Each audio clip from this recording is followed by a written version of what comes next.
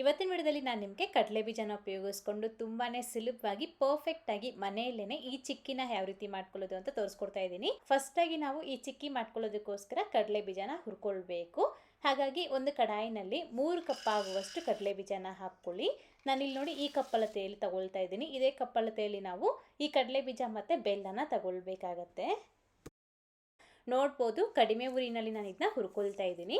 ಕರೆಕ್ಟಾಗಿ ನಮಗೆ ಒಂದು 15ರಿಂದ 15 ನಿಮಿಷ ಟೈಮ್ ತಗೊಳ್ಳುತ್ತೆ. ನೋಡಿಕೊಂಡು ನಿಧಾನವಾಗಿ ಇದನ್ನು ಗರಿ ಆಗೋವರೆಗೂ ಆ ಮೇಲ್ಗಡೆ ಸಿಪ್ಪೆ ಬಿಡೋವರೆಗೂ ಚೆನ್ನಾಗಿ ಹುರ್ಕೊಳ್ಬೇಕು. ಹುರಿದಾದ ನಂತರ ಒಂದು ತಟ್ಟೆಗೆ ಹಾಕಿಬಿಟ್ಟು ಪೂರ್ತಿಯಾಗಿ ತಣ್ಣಗಾಗೋ ತನಕ ಹಾಗೆ ಬಿಡಬೇಕು. ಈ ಥರ ನಮಗೆ ಕೈಯೆಲ್ಲ ಪ್ರೆಸ್ ಮಾಡಿದ್ರೆ ಸಾಕು, ನಮಗೆ ಒಟ್ಟನ್ನೋದು ಈಸಿಯಾಗಿ ಬಂದುಬಿಡತ್ತೆ. ಈ ಥರ ಹೊಟ್ಟೆಲ್ಲನ್ನು ತೆಗೆದಾಕ್ಬಿಟ್ಟು ಮತ್ತೆ ಈಗ ಇದನ್ನ ನಾವು ಬ್ರೇಕ್ ಮಾಡ್ಕೋಬೇಕಾಗತ್ತೆ ಪೀಸಸ್ ಆಗಿ. ಹಾಗೆಯೇ ಕಡಲೆ ಬೀಜ ಅನ್ನೋದು ಸರಿಯಾಗಿ ಹುರಿದಿಲ್ಲ ಅಂದರೆ ನಮಗೆ ಟೇಸ್ಟ್ ಅನ್ನೋದು ಅಷ್ಟು ಚೆನ್ನಾಗಿ ಬರೋದಿಲ್ಲ. ಈ ಥರ ಕಡಲೆ ಬೀಜನ ಒಂದೆರಡು ಪೀಸಸ್ ಆಗಿ ಈ ರೀತಿ ಮಾಡಿಕೊಂಡು ಇದನ್ನ ಪಕ್ಕಕ್ಕೆ ಇಟ್ಕೊಳ್ಳಿ. ಈಗ ನೆಕ್ಸ್ಟ್ ಸ್ಟೆಪ್ ಬಂದುಬಿಟ್ಟು ನಾವು ಬೆಲ್ಲದ ಪಾಕ ರೆಡಿ ಮಾಡ್ಕೊಳ್ಬೇಕು. ಹಾಗಾಗಿ ಒಂದು ಕಡಾಯಿನಲ್ಲಿ ಅದೇ ಕಪ್ಪಳತೆಯಲ್ಲಿ 3 ಕಪ್ನಷ್ಟು ಕಡಲೆ ಬೀಜಕ್ಕೆ 2 ಕಪ್ನಷ್ಟು ಬೆಲ್ಲನ ಹಾಕ್ಕೊಳ್ಳಿ. ಈ ರೀತಿ ತುಂಬ 2 ಕಪ್ನಷ್ಟು ಹಾಕ್ಕೊಂಡ್ರೆ ಸ್ವೀಟ್ ಅನ್ನೋದು ಕರೆಕ್ಟಾಗಿ ಸರಿ ಹೋಗುತ್ತೆ. ಮತ್ತು ಇದಕ್ಕೆ ಒಂದು ಅರ್ಧ ಕಪ್ಗಿಂತ ಸ್ವಲ್ಪ ಕಡಿಮೆನೇ ನೀರನ್ನ ಸೇರಿಸ್ಕೊಂಡು ಬೆಲ್ಲನ ಪೂರ್ತಿಯಾಗಿ ಕರಗಿಸ್ಕೊಳ್ಳಿ. ಈ ರೀತಿ ನೋಡಿ ನಾವು ಈ ಬೆಲ್ಲದ ನೀರನ್ನ ಚೆನ್ನಾಗಿ ಕುದಿಸ್ಕೊಳ್ಬೇಕು. ಒಂದು 5-6 ನಿಮಿಷಕ್ಕೆ ನಮಗಿದು ಚೆನ್ನಾಗಿ ಕುದ್ದುಬಿಟ್ಟು ರೀತಿ ಸ್ವಲ್ಪ ಗಟ್ಟಿ ಆಗ್ತಾ ಬರುತ್ತೆ. ಇದನ್ನ ಕಂಟಿನ್ಯೂಸ್ ಆಗಿ ಕೈ ಬಿಡ್ದಾಗೆ ನಾವು ಚೆನ್ನಾಗಿ ಮಿಕ್ಸ್ ಮಾಡ್ಕೊಳ್ಬೇಕು. ಈ ಥರ ನಮಗೆ ಗಟ್ಟಿಯಾಗಿ ಪಾಕ ಅನ್ನೋದು ರೆಡಿ ಆಗ್ತಾ ಇದ್ದಾಗೇ ಒಂದ್ಸತಿ ಪಾಕನ ಚೆಕ್ ಮಾಡ್ಕೊಳ್ಳಿ. ಗ್ಯಾಸ್ನ ಲೋ ಫ್ಲೇಮ್ ಮಾಡ್ಕೊಂಡ್ಬಿಟ್ಟು ಪಾಕನ ಈ ವಿಧಾನದಲ್ಲಿ ನಾವು ಚೆಕ್ ಮಾಡ್ಕೊಳ್ಬೇಕು.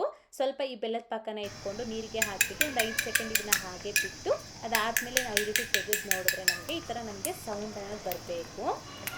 ಈ ಥರ ಪಾಕ ಬಂದ ತಕ್ಷಣ ಗ್ಯಾಸ್ ಆಫ್ ಮಾಡಿಕೊಂಡು ಇಮಿಡಿಯೇಟಾಗಿ ಟೈಮ್ ವೇಸ್ಟ್ ಮಾಡ್ತೀರಾ ಇದಕ್ಕೆ ನಾವು ಫಸ್ಟೇ ಫ್ರೈ ಮಾಡಿ ಸಿಪ್ಪೆ ತೆಗೆದಿಟ್ಕೊಂಡಿರೋ ಈ ಕಡಲೆ ಬೀಜನ ಹಾಕ್ಕೊಂಡು ಚೆನ್ನಾಗಿ ಮಿಕ್ಸ್ ಮಾಡ್ಕೊಳ್ಬೇಕು.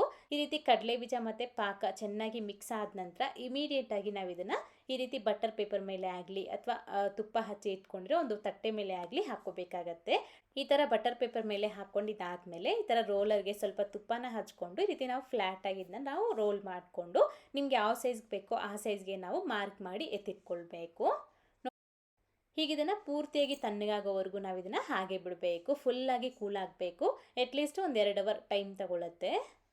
ಜಸ್ಟ್ ಒಂದು ಅರ್ಧ ಗಂಟೆ ಟೈಮ್ನಲ್ಲಿ ನಮಗೆ ಪೂರ್ತಿಯಾಗಿ ರೆಸಿಪಿ ಅನ್ನೋದು ಪ್ರಾಸೆಸ್ ಆಗೋಗ್ಬಿಡುತ್ತೆ. ಆಮೇಲೆ ತಣ್ಣಗಾದ ನಂತರ ನಾವು ಪೀಸಸ್ ಆಗಿ ಬ್ರೇಕ್ ಮಾಡಿಕೊಂಡ್ರೆ ಸಾಕು. ತುಂಬ ಸುಲಭವಾಗಿ ಈ ಚಿಕ್ಕಿನ ಮನೆಯಲ್ಲೇ ಮಾಡ್ಕೊಳ್ಬೋದು.